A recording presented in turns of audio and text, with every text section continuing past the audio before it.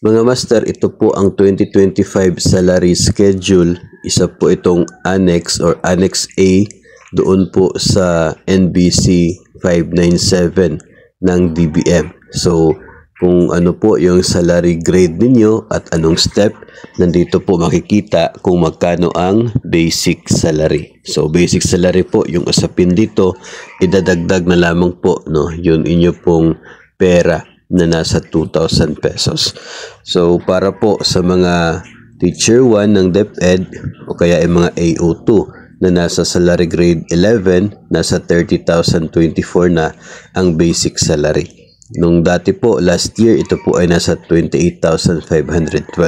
So, tumaas po ng konti, no? Nasa almost 1,500. Ganon.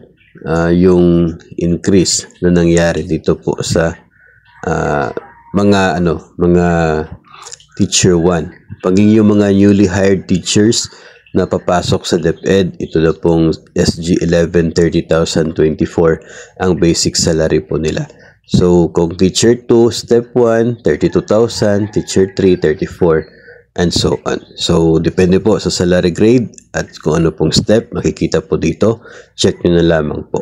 So, ito po ang masusunod, no, nasa EO61 naman po ito.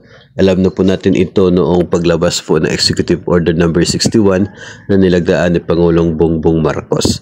So, ito po ay basic salary pa lamang at hindi pa po i-deduct pa po dyan yung mga mandatory deductions katulad po ng GSIS na nasa 9% ng mga basic pay na nakikita po ninyo. PhilHealth na kasalukuyang nasa 2.5% ng basic pay din, at maging ang para po sa Pag-ibig Fund at maging para naman po sa taxes at kung ano man pong mga dues para po sa iba't ibang union o kaya organization na accredited ng DepEd na magdeduct sa sahod. So, i-deduct pa po dyan, pambayad sa mga loans, sa mga private lending institutions, at maging sa GSIS, no, na mga accredited na magdeduct sa sahod ng mga DepEd personnel o kaya ay ng inyo pong agency. So, ang usapin dito, yung nakikita po, medyo malaki kung tingnan, pero in reality, those are figures na basic pay lang. No? Kahit po wala kang absent o wala kang loan, hindi pa rin ganun yung matatanggap mo na sahod.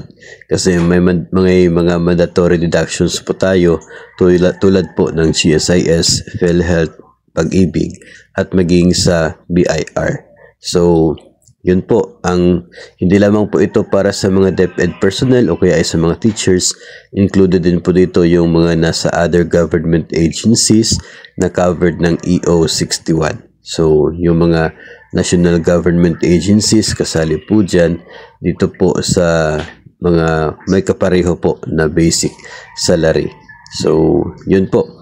No, magandang balita, natin pong aabangan ang pag-reflect ng basic pay na ito papunta po sa ating payslip at papunta sa atin pong individual payroll account.